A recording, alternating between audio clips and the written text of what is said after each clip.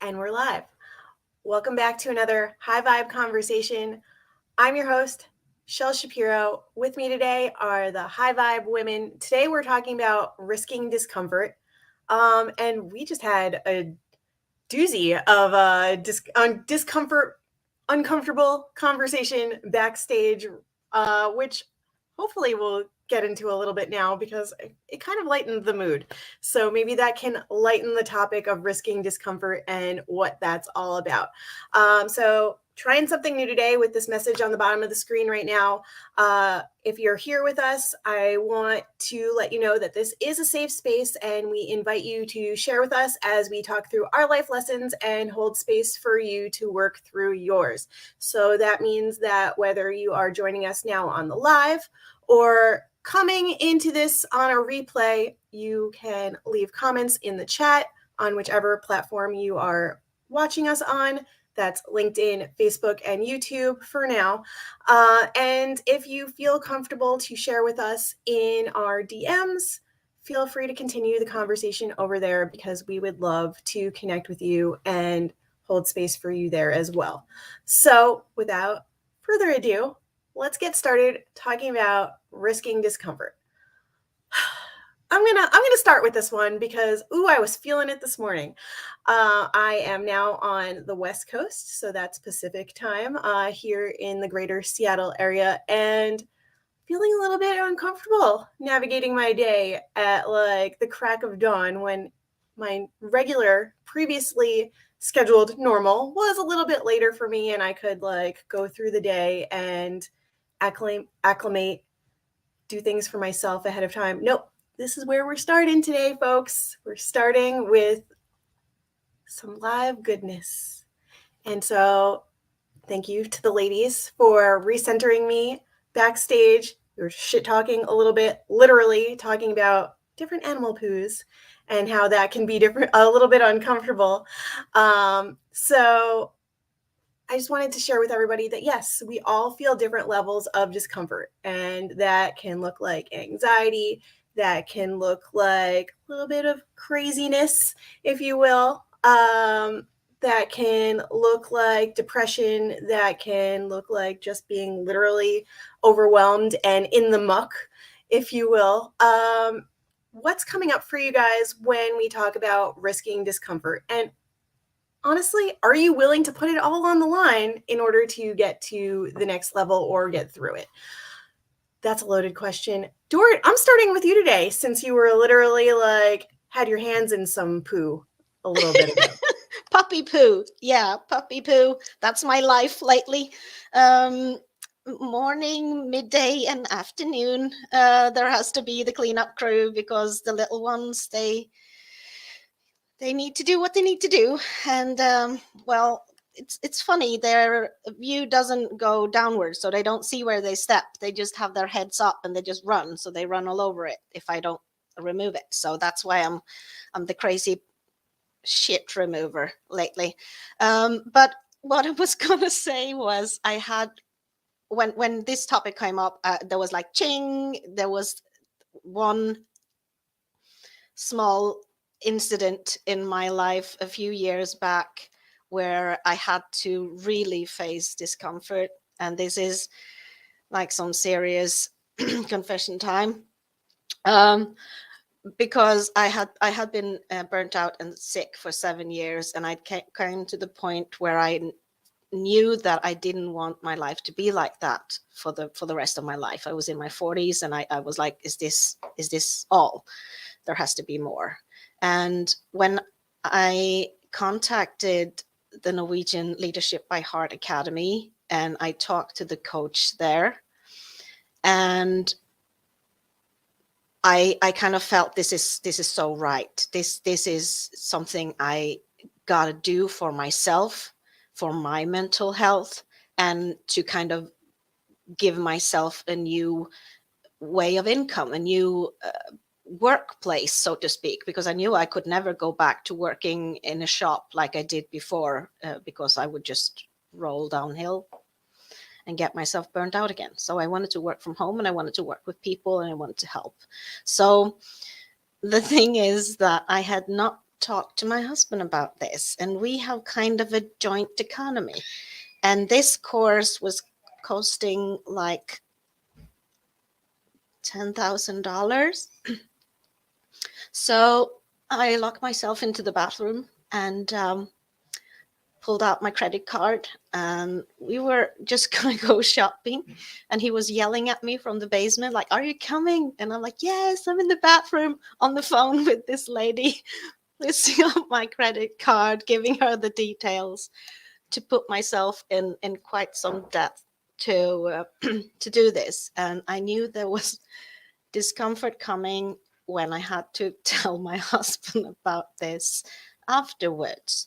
So the pit in my stomach was horrible, but the joy in my heart was equally big. So I was, I was having a few rough days before the bubble burst, and yeah, it it was not comfortable, but it's got sorted out, and we're still married. So so it all worked out. Yeah. That's great. That's so cool. And that just takes me to it's even like a teaching that my husband and I had in coaching. It was like if if well, this guy was even explaining about his wife, it's just in general, if a woman goes to her husband saying, "This is what I'm going to do, how do we figure it out?" It's different than, "Do you think I should do it?" Because men know. When women know, they're going to do it. And if they're questioning it, then they're probably not ready for it. And so that was like really interesting to learn how to, you know, make the decision yourself and then bring it to the table, because a husband has a whole lot more confidence that you're going to follow through, because they just know, when women have decided something, it happens, and they feel really good about it. So, well, that's my 2 cents.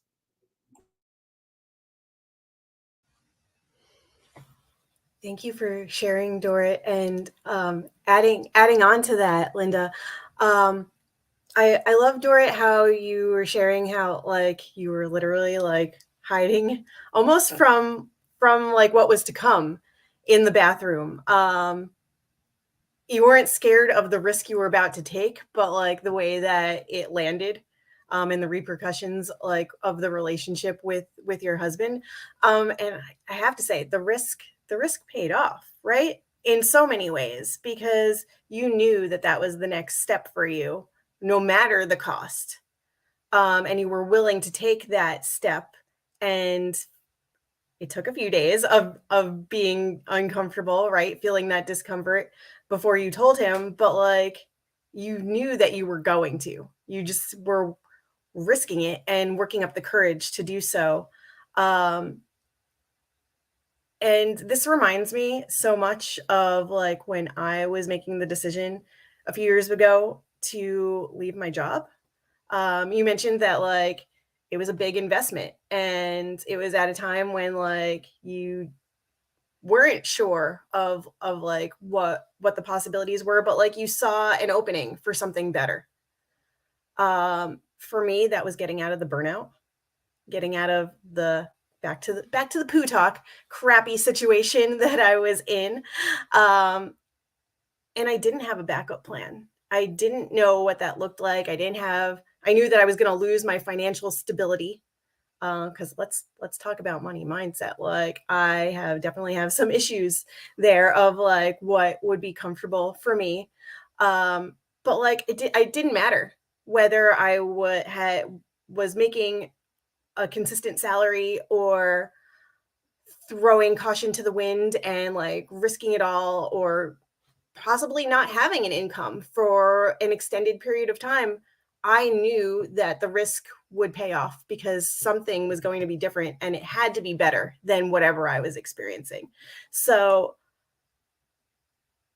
I say that because it reminded me so much of the story you shared of like just knowing that this was your next investment, financially and otherwise. This was your next step. This was your way out. This was your way to improve and be better. And I love that. I love that awakening, that exciting moment of like, yeah, it doesn't matter what else comes from it. Like, this is going to pay off. I also knew that if I waited, if I paused the lady on the phone and went to ask him if it's okay, then it would feel less important. I needed to make this decision. I needed to do this for me, because like I shared in my first book, and I've told so many times, I put everyone before myself all my life up until that point. Everyone needed to get their needs met before me, and this was something I needed to do for me.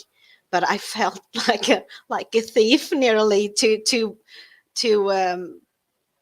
do this and spend so much money on me, on my future, on my well-being, and then just telling him what I did afterwards, instead of kind of, we were in this together, of course, and I might have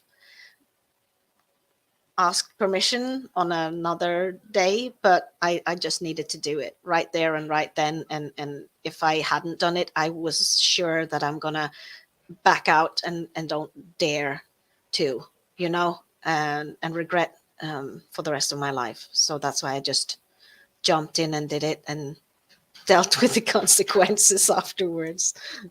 Yeah. And Yeah. there was, honestly, because you made the decision for yourself, there was no need to ask anybody else for permission, and there was no space for anybody else to talk you out of it.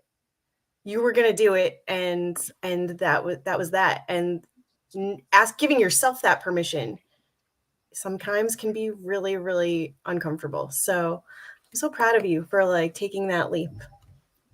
Yeah, man. And that's the thing, though. We use words like spend, and it wasn't spend, it was invest. Why is it ever spend? When it's spend, we just sort of turn ourselves into victims. Everything's a decision and everything's an investment. It keeps you sane. We all say that, right? Spend. That's typical. That reminds me of, I'm not sure if I've mentioned this on the live before, but this Christmas, I intentionally got myself a Christmas gift that I wanted to feel like a gift. And every time I talk about it, I'll say, I bought myself a mandolin for Christmas. And I was like, no, I gifted myself a mandolin for Christmas. Like, I even changed that because I was like, I didn't do it just to buy a thing. It wasn't about buying the thing. It didn't matter if it cost $2 or $200 or $2,000. It was the fact that I had the intention to give myself something to create an experience and a feeling.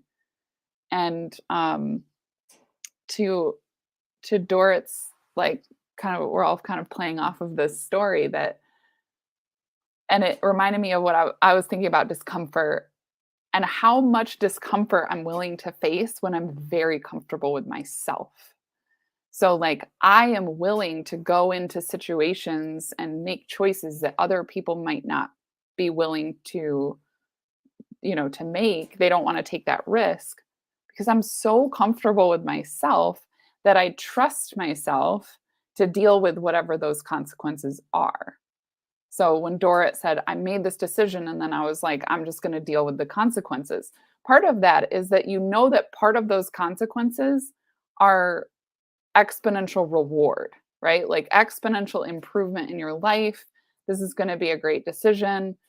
And trusting that even if things get hard, right? Even if it gets hard to pay that debt off, even if money is tight, even if, that you will rise to the occasion. You will figure it out because you've figured things out before. And in the last year, I have learned that, like, feeling, better than I have ever had it before, where I'm like, this is the decision I'm making. I will figure it out. I will keep moving forward. And that determination is like overrides the discomfort, because you're like, yes, of course it's going to be uncomfortable because it's different, it's new, it's, there's always unknown when you're taking risk. And that sense, like you said, Dora, of like, if I don't do this, what is the alternative? And it feels like you're choosing when you, especially in those big moments of like the fork in the road, you're like, I'm either choosing to live or I'm choosing to die. Those are my options. I'm gonna not do this thing and slowly die, like this painful but comfortable, existence, or I'm gonna take a risk. And maybe I'm going to fail, maybe I'm going to succeed, but my life will be better for it. And I will make sure of that. And like owning your decisions in that way is what's so powerful. And it's, when I loved that you said we have a joint economy also, because I've never heard someone put those two words together. When couples talk about sharing money, it's usually about a bank account. But a relationship, a family life, a home is an entire economy, right? Like it is literally the home economics, like the economics of your home. I have heard that before, but I was like, joint economy sounds so much better than joint bank account. Like, because it acknowledges that there's so much that goes into the way that money gets handled in a family. And I love the my partner and I don't share a bank account, but we definitely have a joint economy, because we live so much of life together that things just ebb and flow. And we don't have a rigid system for things, but it works for us. And part of what works for us is that we both take full responsibility for our decisions. So if he plans a trip, he pays for the trip. If I plan a trip, I pay for the trip. If we plan the trip together, we have to decide what gets paid for by who. And as long as everybody is satisfied and feels good about it, we're good.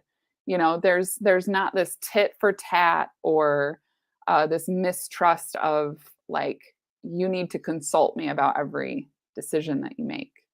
And I think that the more we see kind of that the equality between people in relationships, and families are changing, and gender roles are disintegrating, that we're going to see a lot more people making decisions in that way and saying, I want a partner that I can just trust to make decisions that are in integrity with our family values, our couple values, the things that are important to us.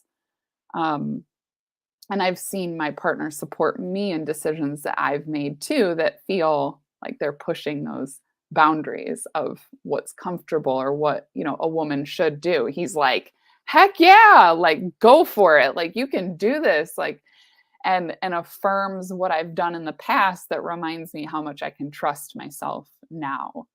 And so even when things are a little scary, a little rocky, a little, oh my gosh, I'm really going to do this thing.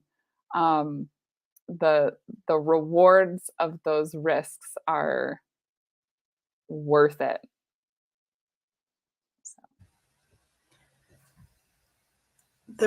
I find that when we take the risks, they do pay off. They are worth it. And to your point about how when you're most comfortable and trusting yourself, that's when you're often willing to risk more discomfort. I see it from the opposite end too.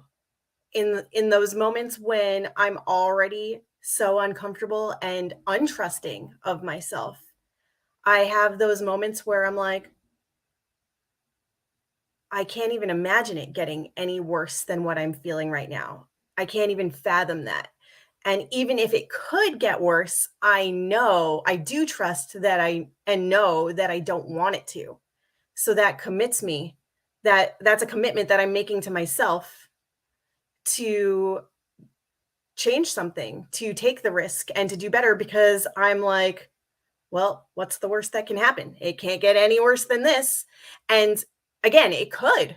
There's always going to be something that's worse than what, because we can't always picture things that we don't know.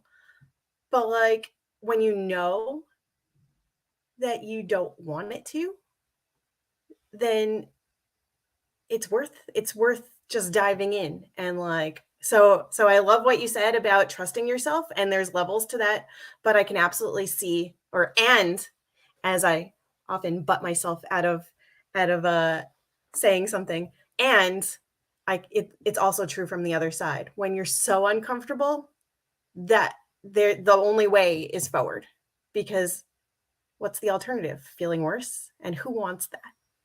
So yeah, risking discomfort. I feel like this, I say this every week, so bear with me, like the broken record that I sometimes feel like I am.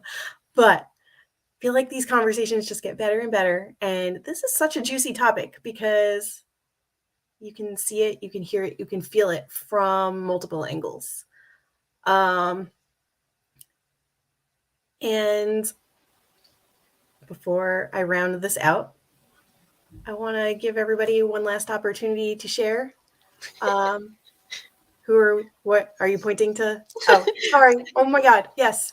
Yeah, You yeah. unmuted Well, yourself. I didn't even see that. It's because I'm rambling. Okay, take it away. no, I'm no shutting up. worries. I usually shut up during this point anyway, but today I had a lot to share.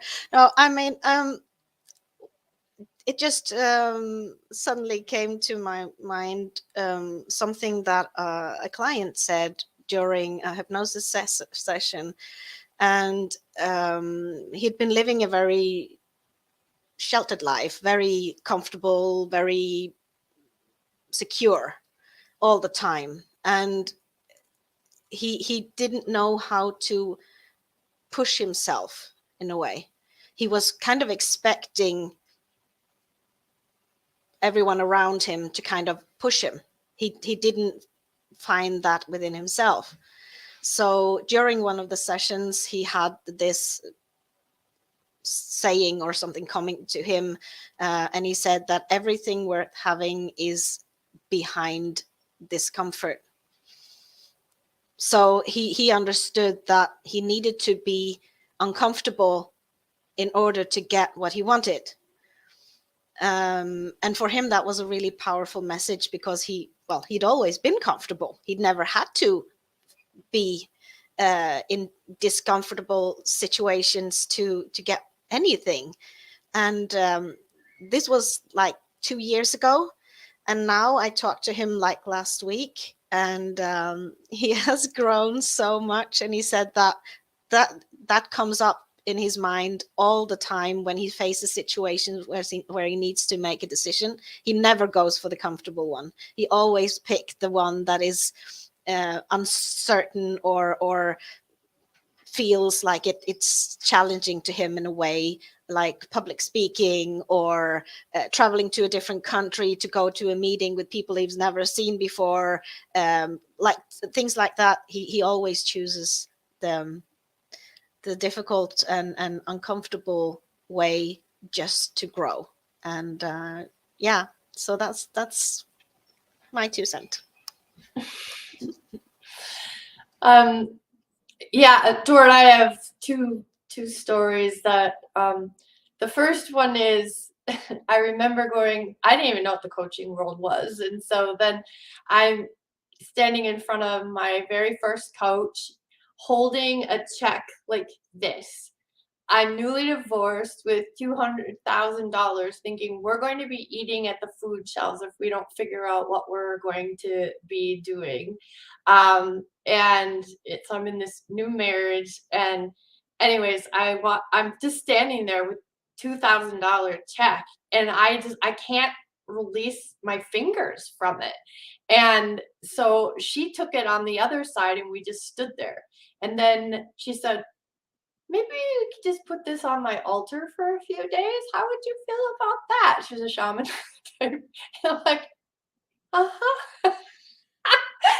And then the kind of the flip of that is investing $24,000 to be speaking and selling from this stage.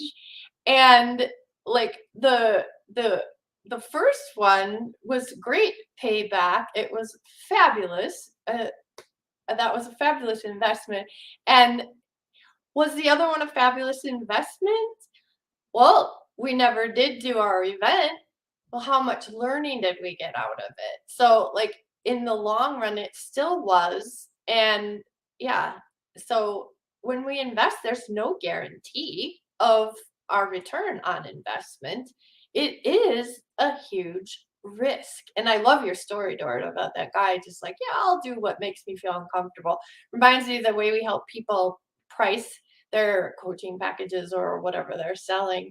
It's like, okay, well, what price feels fine, and then okay, now double it, and then how does that feel? It's like, ooh, it's like, okay, so double it again, and then okay, sell two at this price, two, and then go up, up, up a little bit more each time.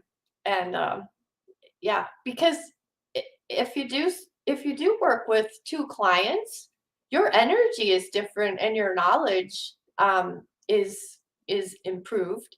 And so I remember being on coaching calls. It's like, oh, don't have any people would say, oh, we don't have any clients, and we would hear up your prices. And we're like, wait, no, we can't up our prices. Then we really won't have any clients. Up your prices by. Right? And so realizing that your energy changes, and that's why people's clientele was falling off, because they weren't in alignment with their own energy and what to be charging. So I always found that fascinating. I was gonna, it's not necessarily devil's advocate to chime in, but like I had like the flip side experience of I was charging quite a bit for my services, but I was in this little bubble of a community where everybody knew me, and I was working in kind of an agency model, and I had to cut my ties with kind of the leader of this little bubble on the internet, and I lost all of my, everything I had worked to build, all the relationships and connections, just like boom, gone. And after that, like to rebuild myself, I had to swallow my pride and say, you know what, I'm going to have to start low again, and I'm just going to have to build it back up, and I'll get there when I get there. I know what I'm worth. I know what my value is, which makes it really easy to charge lower rates when I'm like, I know that I could double my rates, and there are people out there that will hire me. But there's like kind of riding that edge of discomfort. What kind of discomfort do I need to face right now? Is it the kind of discomfort of saying, you know what, I haven't had a coaching client in X amount of time, or whatever kind of client, and here's what I need to do. I just need to go out, get 4 clients, and get working with them. Like what do you need to do right now to get yourself in action? Because the discomfort of action is always going to be more valuable than the discomfort of inaction in the long run. So if you're stagnant, like try something. Just try something different than what you're doing now. Because I think that kind of echoes everybody's stories, is like, if you don't like where you are, like Dorot's story, if you don't like where you are, this guy that had to make the uncomfortable decisions, you have to do something different. You have to admit to yourself, everything I've done in my life has gotten me here. This is where I'm at. These are my circumstances. This is the life I have. If I wanted to have anything different, I'm going to have to do something different. I have to make different decisions. And so I think that like shaking things up, Shell, you've talked about this, shaking things up is needing a new environment, new people, new, whatever it is, really impacts our energy, because it opens up our brain to, oh, we're in learning mode. Oh, we're just learning. Okay. And like that is so expansive to be in learning mode instead of in this I know mode. I know all of the outcomes. I know all of the things. I think that's what comfortable is. I know everything. I know how everything's going to work. I know. And discomfort is, I don't know. Let's see. Let's find out. much more curiosity and adventure and exploration and play. So much more play in discomfort than in the stagnant, I know how everything's going to go in my life. There's some level of letting go that comes with the discomfort when you don't have everything planned and you don't know what the next step is or what the outcome is going to be. There's some letting go, there's some trusting that needs to happen, and there's choice too. As you were sharing, it reminded me very much of like John Chaplier's accept it, change it, or leave it. Like if you don't like where you're at in your life, you have a choice to accept it, change it, or leave it. And that is your choice to do, and the level of discomfort that you are willing to sit in or move forward in to get where you want to get, or stay where you are. But the decision is yours. And I think that's a great way to wrap up for today, because it leaves you in choice. He also says you don't have to like have a heart attack or break your leg. You know, you don't have to be in pain to take action or to change. And I just love that about John Chaplier's words too.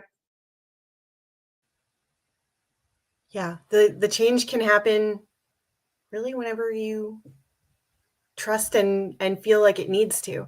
So with that being said, we hope you've enjoyed another high vibe conversation with us today.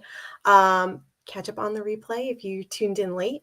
Catch up on previous conversations if you want to hear more of our talks, and make sure to follow along and stay tuned for more high vibe conversations. Again, we are on Facebook, LinkedIn, and YouTube for now. You can also reach out to us on various other platforms as well. So if you'd like to continue the conversation, we are happy to do so. You know where to find us. Until next time, we'll say bye for now.